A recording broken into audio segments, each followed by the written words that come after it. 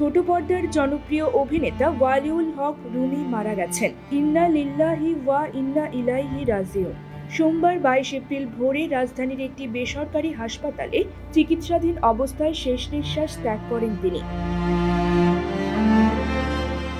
অভিনেতা জিয়াউল ফারুক অপূর্ব নিজের verified Facebook পেজে ওয়ালিউল হক রুমির মৃত্যুর তথ্য জানিয়েছেন।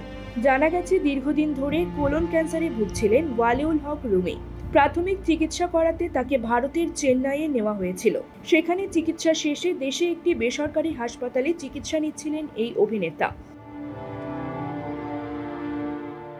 দীর্ঘদিন মঞ্চে অভিনয় করা রুমির 1988 সালে এখন কৃতদাস নাটকের মাধ্যমে অভিনয় জগতে যাত্রা শুরু হয়। নাটকে জনপ্রিয়তা পাওয়ার পর সিনেমাতেও অভিনয় করেন তিনি।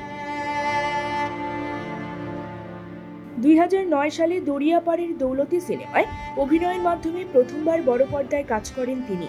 রুমি অভিনীত উল্লেখযোগ্য নাটকের মধ্যে রয়েছে ঢাকা টু বরিশাল, আমেরিকান সাহেব, জার্নি বাই বাস, বাকির নাম ফাঁকি, যমজ সিরিজ, কমেডি 420, চৈতা পাগল, জীবনের অলিগলি, মেঘে ঢাকা শহর ইত্যাদি।